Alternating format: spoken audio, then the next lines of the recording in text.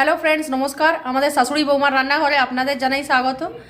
আজকে আমরা আপনাদের সামনে একটা নতুন রেসিপি নিয়ে এসেছি, মেথির শাক ভাজা সবজি দিয়ে। এইটা হচ্ছে মেথির শাক। আজ আমি মেথির শাক ভাজা দেখাবো। এই মেথির শাক বেছে এইরকম করে পাতা ভালো করে বেছে মোটা ডালগুলো ফেলে দিয়েছি, বেছে নিয়ে একটু কেটে নিয়েছি। তার এর সঙ্গে লাগবে এই সাদা শিম, এই যে এইরকম করে করে কেটে নিয়েছি, বেগুন এই ছোট করে করে কাটা হচ্ছে, আর এখানে আছে মটরশুঁটি। সব ফোড়নে লাগবে কালো জিরে আর কাঁচা লঙ্কা। এটা হবে সর্ষের তেল দিয়ে, নুন হলুদ তো আছেই।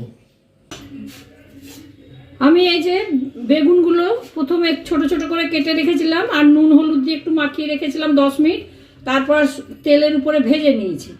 এরপর আমি ফোড়ন দেব। এই চামচে 3 চামচ তেল দিয়েছি শাকের জন্য, আর একটা কাঁচা লঙ্কা আর কালো জিরে ফোড়ন দেব।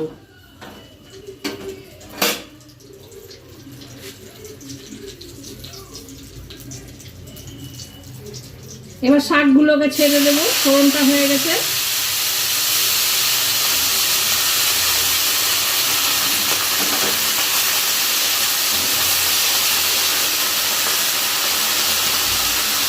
এই শাকের মধ্যেই মটরশুঁটি আর এই যে ছোট করে শিম কেটে রেখেছিলাম এইগুলো একবারে দিয়ে দেব।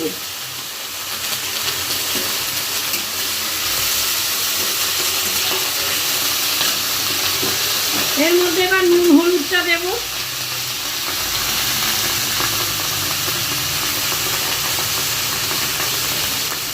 হলুদ 1 চামচ, নুনটা আন্দাজ মতন। শাক কমে যায়, এই তরকারিগুলো একটু আছে তাই আন্দাজ মতন নুন দিতে হবে।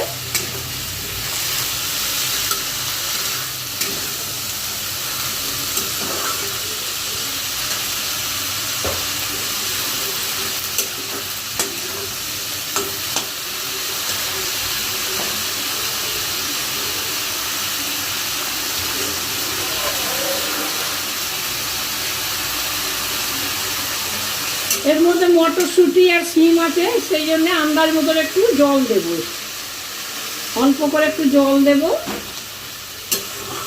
এগুলো ফুটে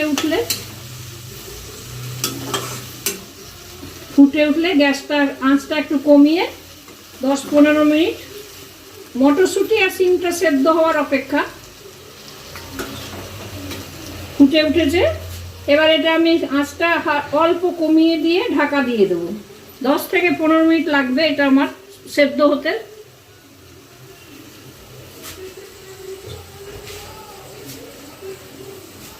ঢাকা দিয়ে দিলাম। এই 10 মিনিট পর আমি ঢাকাটা খুলে নিয়েছি। এই যে শিমগুলো সেদ্ধ হয়ে গেছে। এবার আমি এর মধ্যে বেগুনগুলোকে ছেড়ে দেবো। বেগুনগুলো দিয়ে দেবো।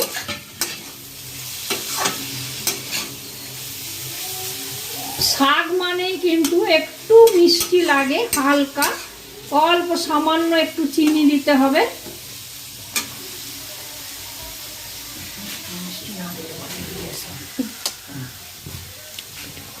একটুখানি সামান্য একটু চিনি দিয়ে নাড়াচাড়া করে এবার এটাকে আমি ভাজা ভাজা করে নামাবো। গ্যাসটা একটু জোরে করে দিলাম।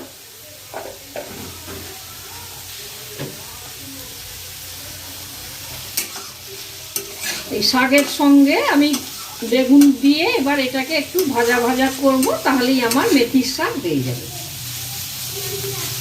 এটা 2-3 মিনিট ধরে ভাজবো। আমার শাকটা হয়ে গেল। এটাকে 2 মিনিট ধরে বেগুন দিয়ে একটু ভেজেছি, এইবার হয়ে গেল। ব্যাস, এবার এটাকে আমি নামাবো। গ্যাসটা বন্ধ করব, নামিয়ে একটা পাত্রে ঢেলে নেব। আমার মেথির শাক হয়ে গেছে, এটা একটা পাত্রে ঢেলে নিয়েছি। এবার এটা পরিবেশন করব। আপনারাও করে দেখুন এভাবে কেমন লাগে। যদি ভালো লাগে তো অবশ্যই লাইক করুন, কমেন্ট করে আমাদের জানান। আর আমাদের নিত্য নতুন রেসিপিস পেতে আমাদের চ্যানেলকে অবশ্যই সাবস্ক্রাইব করুন। ধন্যবাদ।